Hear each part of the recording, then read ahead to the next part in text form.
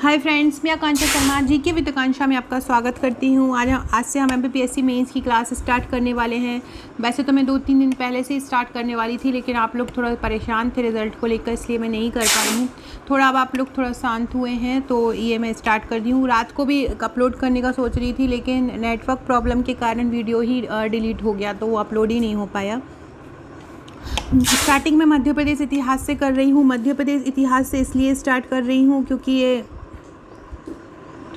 मध्य प्रदेश के ही निवासी हैं हम, और जो पेपर फर्स्ट है वो इतिहास का ही है, पार्ट 1।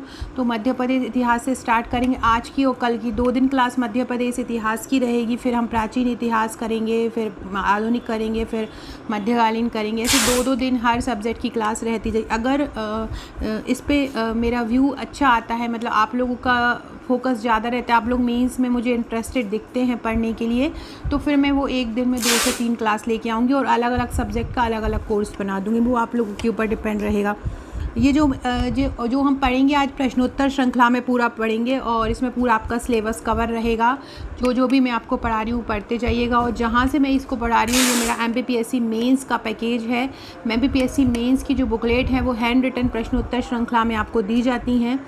सभी टॉपिक प्रश्नोत्तर श्रृंखला में कवर होते हैं, कि ताकि आपको पता रहे कि किस टॉपिक से कैसे प्रश्न आ सकते हैं। साथ में हम आपको 25 व्हाट्सएप के ग्रुप भी प्रोवाइड कराते हैं, वहाँ भी आपको आंसर राइटिंग कराई जाती है। तो चलिए स्टार्ट करते हैं। देखिए, जो कि हम मध्य प्रदेश इतिहास पढ़ रहे हैं, स्टार्टिंग हम मध्य प्रदेश इतिहास की कर रहे हैं, तो पहला क्वेश्चन यही बनता है कि मध्य प्रदेश का ऐतिहासिक परिदृश्य लिखो। इस टाइप के 4 से 5 क्वेश्चन बन सकते हैं। मध्य प्रदेश के ऐतिहासिक परिदृश्य पर लेख लिखो। मध्य प्रदेश का पर्यटन की दृष्टि से ऐतिहासिक महत्व बताओ। मध्य प्रदेश का धार्मिक दृष्टि से ऐतिहासिक महत्व बताओ। इतिहास की दृष्टि से, भौगोलिक दृष्टि से महत्व बताओ। तो जब भी इस प्रकार का आ जाता है ना, तो हमको पूरे मध्य प्रदेश की जब बात आ जाती है ना, तो हमको पूरे मध्य प्रदेश के बारे की, मध्य प्रदेश का जो हमारा सार है वो यहाँ पे लिखना पड़ता है। जैसे मध्य प्रदेश की नदियों के बारे में हम लिखेंगे, मध्य प्रदेश के किलों के बारे में लिखेंगे, मध्य प्रदेश के राजाओं के बारे में लिखेंगे, मध्य प्रदेश के पर्वतों पहाड़ों के बारे में लिखेंगे। सबसे मेन चीज़ जो लिखेंगे कि मध्य प्रदेश भारत के हृदय में स्थित है, तो मध्य भारत का हृदय स्थल कहा जाता है। मध्य प्रदेश भारत के केंद्र में स्थित है, तो ऑटोमेटिकली इसकी जो इम्पोर्टेंस होती है वो बढ़ जाती है।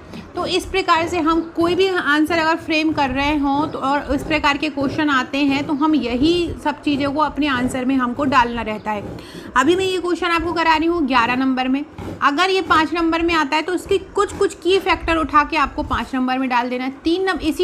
इसी टॉपिक से 3 नंबर के जो क्वेश्चन है वो हम कल पढ़ेंगे। तो चलिए स्टार्ट करते हैं।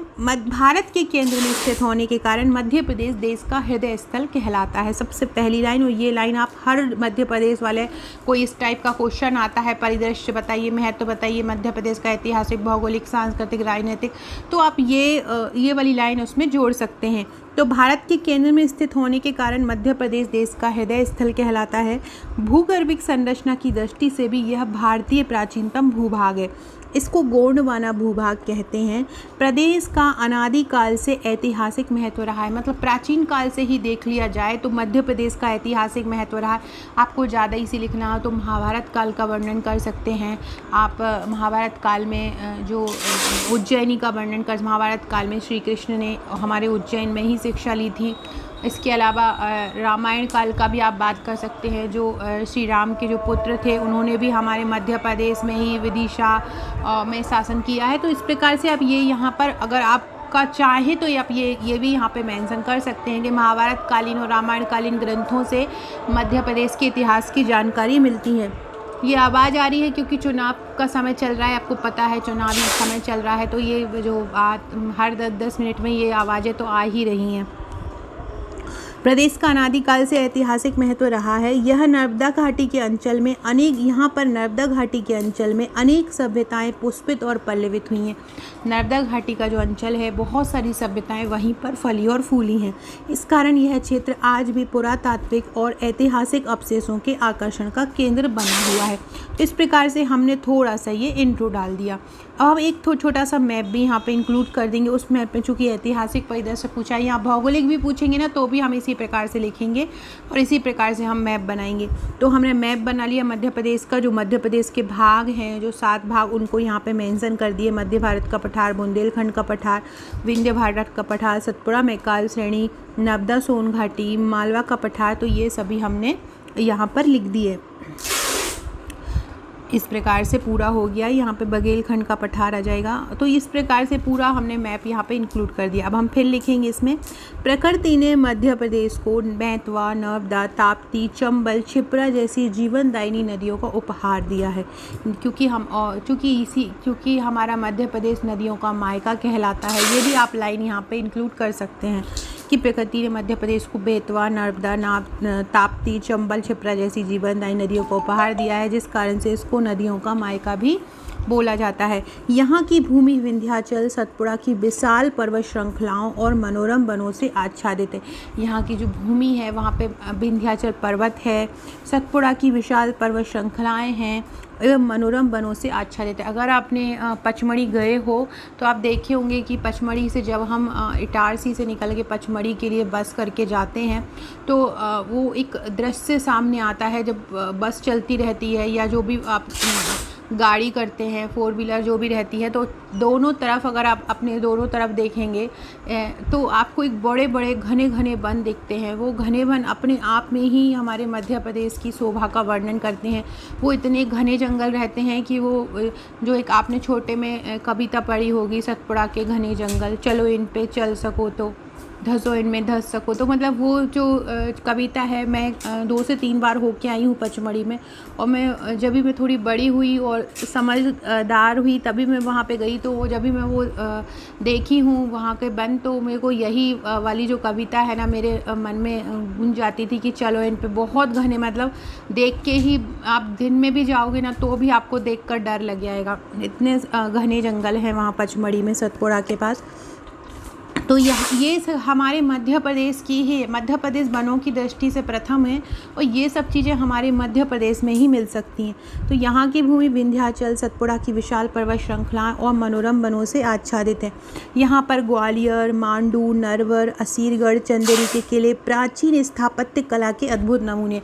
हमने नदियों के बारे में लिख दिया, हमने वनों के बारे में लिख दिया, इसके बाद हमने यहाँ के किलों के बारे में लिख दिया। अब हम कुछ राजाओं के बारे में भी लिख देंगे। प्रदेश में चंद्रगुप्त, विक्रमादित्य, अशोक, राजा भोज, छत्रसाल, तात्या टोपे, अहिल्याबाई, अवंतीबाई, भीमा नायक आदि महापुरुषों की गौरवशाली इतिहास है। तो हमारे मध्य प्रदेश का जो इतिहास है वो इन राजाओं का वर्णन करता है। फिर हम कुछ साहित्यकारों के नाम भी लिख देंगे। कालिदास, बाणभट्ट, भर्तृहरि, जगन्नाथ, ईसुरी, केशव व तानसेन ने अपने साहित्य और संगीत के अवदान से मध्य प्रदेश के गौरव को समृद्ध किया है। आदि मानव से लेकर वर्तमान तक यहाँ अनेक स्मारक, स्तूप, गुफाएं, प्राचीन सिक्के, शैलचित्र, किले उपलब्ध हैं, जिनसे हम प्रदेश के प्राचीन वैभव को जान सकते हैं। भीमबेटका की गुफाएं, सांची के बौद्ध स्तूप तथा खजुराहो के मंदिर विश्व धरोहर बन गए हैं। ये तत्कालीन स्थापत्य कला, इतिहास, संस्कृति और जनजीवन के जागृत प्रमाण हैं। लास्ट में हमारा यही निष्कर्ष लिखा जाएगा कि ये ही तत्कालीन स्थापत्य कला, इतिहास, संस्कृति और जनजीवन के जागृत प्रमाण हैं जो मध्य प्रदेश की ऐतिहासिकता को प्रमाणित करते हैं, अद्भुत ऐतिहासिकता को प्रमाणित करते हैं या जीवंत ऐतिहासिकता को प्रमाणित करते हैं। ये आप यहाँ पे निष्कर्ष में अपना डाल सकते हैं। तो इस प्रकार से आप अपना ये आंसर लिख सकते हैं। इस टाइप का ये चाहे ऐतिहासिक परिदृश्य आ जाए, चाहे कोई भी क्वेश्चन आ जाए, आप उसको इसी तरह से फ्रेम कर सकते हैं। ये जहाँ से मैं ये पढ़ा रही हूँ, अगर आपने मेरे नोट्स लिए होंगे तो आप ये वीडियो देख के एक बार मध्य प्रदेश इतिहास की बुकलेट उठा लीजिएगा। अगर आपने मेरे ये नोट्स लिए हैं, यही मैं नोट्स से ही पढ़ा रही हूँ, तो वहीं पे आप एक बार इसको पढ़ लीजिए, आंसर आपका तुरंत के तुरंत तैयार होगा। 3 मार्कर जो मध्य प्रदेश के इतिहास की मैं दी हूँ आपको, मध्य प्रदेश स्पेशल 3 मार्कर, वहाँ पे आपको इससे संबंधित 3 मार्कर मिल जाएंगे। तो ये वाला टॉपिक आपका क्लियर हो जाएगा। फ्रेंड्स, आपने मेरे नोट्स लिए होंगे तो आपको 25 व्हाट्सएप के ग्रुप मिलेंगे। 10 जुलाई से मैं वहाँ पर आंसर राइटिंग कराने वाली हूँ हर सब्जेक्ट की। करंट से संबंधित प्रश्न हो, जैसे कि रूस यूक्रेन विवाद से कुछ खाद्य संकट उत्पन्न हो गया है, तेल से संबंधित समस्या उत्पन्न हुई, उस पर आपके विचार लिखो। तो इस प्रकार के कोई क्वेश्चन आंसर फ्रेम किस प्रकार से करेंगे, किस प्रकार से आ सकते हैं, तो वो मैं आपको ग्रुप में ही तैयार करवाती हूँ।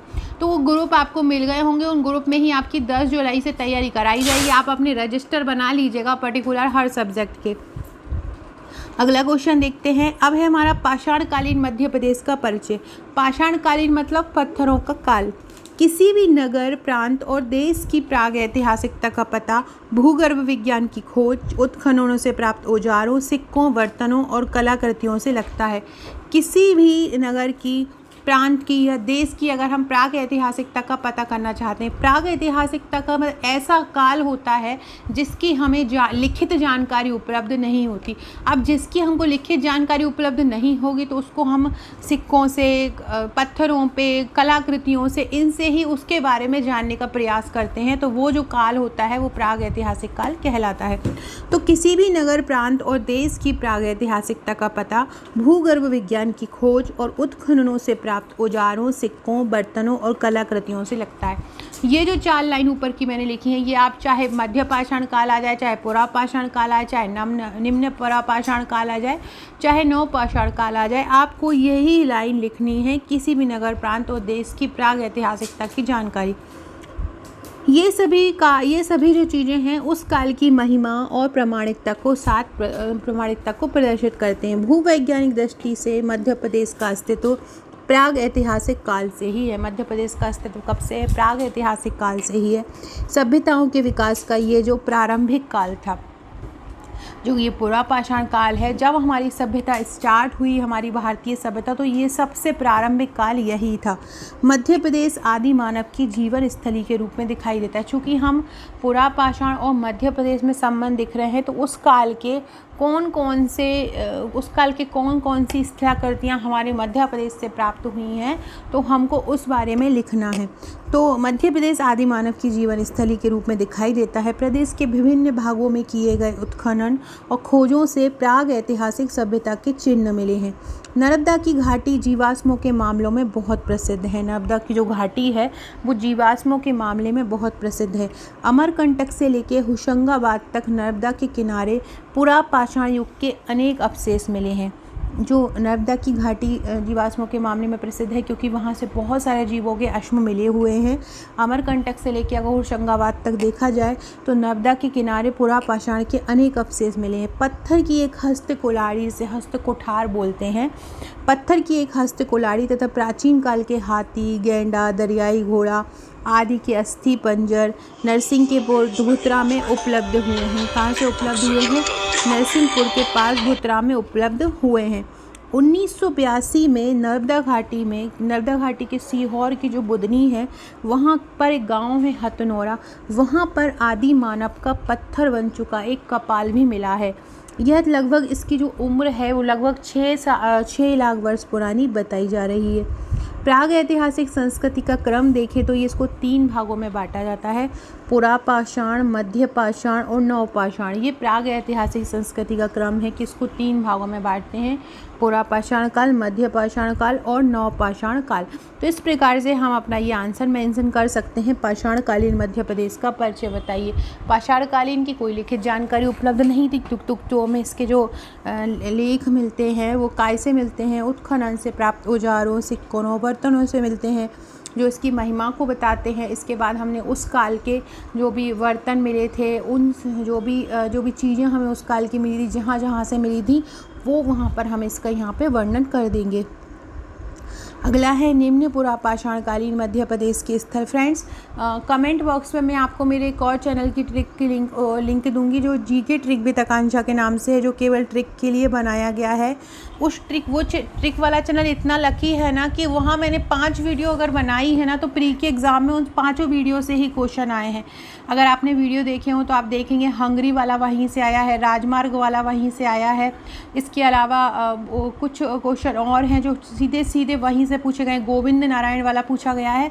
तो वो चैनल को ज़रूर सब्सक्राइब कीजिएगा। अभी थोड़ी देर में मैं वहाँ पे आपको MPPSC प्रीलिम्स का जो कट ऑफ मैंने एवरेज निकाला हुआ है सबसे पूछ कर, जो स्टूडेंट ने बताया है मुझे, तो वो मैंने वहाँ पे निकाला है, तो वो मैं उसी चैनल पर बताऊँगी। तो वो चैनल को सब्सक्राइब कर लीजिएगा। कमेंट बॉक्स में मैं उसकी लिंक आपको डाल दूँगी। साथ में आप हमारे व्हाट्सअप को भी ज्वाइन कर लीजिएगा, टेलीग्राम, फेसबुक को भी ज्वाइन कर लीजिएगा, इंस्टाग्राम पे मैं बहुत अच्छे अच्छे थॉट डालती हूँ, वो सब्सक्राइब कर लीजिएगा। इसके अलावा अगर आपका नंबर मेरे पास सेव नहीं है तो आपका नाम नंबर लिख के मेरे पास सेव करवा दीजिए। बहुत इंपॉर्टेंट जो डाटा है मैं अपने स्टेटस पर डालती रहती हूँ, तो उसकी जानकारी आपको मिलती रहेगी। निम्न पुरापाषाण काल में मनुष्य नदियों के किनारों के कगारों या पर्वत कंदराओं में रहता था। कहाँ रहता था? मनुष्य नदियों के किनारे रहता था, या कंदराओं मतलब गुफाओं में रहता था।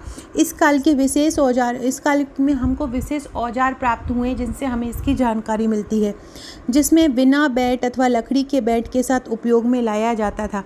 ऐसे ऐसे औजार मिले हैं जिसको बिना बैट के अथवा लकड़ी के बैट के साथ उपयोग में लाया जाता था। इसके अलावा खुरचनी यहाँ से प्राप्त हुई है, खुरचनी जिसको क्लीवर बोला जाता है। मुष्टि कुठा प्राप्त हुआ है। बेहुल तथा क्रोड भी इस काल के औजार हैं। आपको ये औजारों के नाम याद रख लेना। अगर निम्न पुरापाषाण काल आया तो आपको ये औजार लिख देनी है कि खुरचनी मिली है, मुष्टि कुठा मिला है, बेहुल तथा क्रोड भी इस काल के औजार हैं। अमरकंटक से लेके होशंगाबाद तक नर्मदा के किनारे पुरापाषाण युग के अनेक अवशेष मिले हैं। अमरकंटक से लेके होशंगाबाद तक क्या मिला है? नर्मदा के किनारे पुरापाषाण युग के अनेक अवशेष मिले हुए हैं। पुरापाषाण काल के अवशेष चंबल, कुंडाला, पार्वती, बीना, बेतवा, नर्मदा, सोन नदियों तथा सीरी, शहडोल, सागर, जबलपुर, छतरपुर, रीवा, सिवनी, पन्ना और धार जिले में मिले हैं। पुरापाषाण काल के जो अवशेष मिले हैं वो कहाँ मिले हैं? चंबल नदी के किनारे मिले हैं, कुंडाला नदी के किनारे, पार्वती, बीना, बेतवा, नर्मदा, सोन नदी के किनारे तथा जिले में कौन कौन से मिले हैं? सीधी, शहडोल, सागर, जबलपुर, छतरपुर, रीवा, सिवनी, पन्ना, धार जिलों में मिले हैं, जो इस काल की ऐतिहासिकता को प्रमाणित करते हैं। फिर आपको लास्ट में ये लिख देना है, और आप साइड ये जैसे तो मैंने नीचे बनाया है, आप इसको ऐसे जैसे कि आप ये लिख रहे हैं ना, तो आप अपने आंसर के यहाँ पर अपना आंसर लिख लिया, और यहाँ पर आप छोटा सा अपना ये मैप बना सकते हैं, और वहाँ पर ये बता सकते हैं कि कहाँ पर कौन सा कहाँ पे किस जगह पे कौन सा औजार मिला है, मतलब यहाँ इस ज़िले में इसके औजार मिले हैं। तो इस प्रकार से आप अपने आंसर को मेंशन कर सकते हैं। तो फ्रेंड्स, अगला जो हमारा क्वेश्चन है मध्य पुरापाषाणकालीन, वो हम नेक्स्ट वीडियो में पढ़ेंगे। कल मैं एक वीडियो लेके आऊँगी, उसमें मैं इसके 3 मार्कर भी कवर कराऊँगी। इसके अलावा बहुत सारे लोगों के मैसेज आ रहा है, मैम पेपर 3 का स्टार्ट कर दीजिए। तो फिर अगर ऐसा होता है, ज़्यादा लोग पेपर 3 का बोलते हैं क्योंकि समझ में नहीं आ रहा है बहुत सारे स्टूडेंट को, तो हम पेपर 3 का एक अलग कोर्स बना देंगे, तो वहाँ पे हम पेपर 3 का ही मेंस का पढ़ते रहेंगे। सो फ्रेंड्स, वीडियो अच्छी लगी हो तो लाइक, शेयर, सब्सक्राइब जरूर कीजिएगा। अगर आप हमारा ये मेंस का पैकेज लेना चाहते हैं 41 बुकलेट का, जिसमें 12 बुकलेट 3 नंबर की, 29 बुकलेट 5 नंबर और 11 नंबर की, साथ में 25 व्हाट्सएप के ग्रुप, तो आप मुझे व्हाट्सएप कर सकते हैं। मेरा व्हाट्सएप नंबर है 6260190944। आप इस नंबर पर मुझे व्हाट्सएप कर सकते हैं, और आप 2 बजे के बाद मुझे यहाँ पे फ़ोन भी कर सकते हैं। Okay friends, thank you.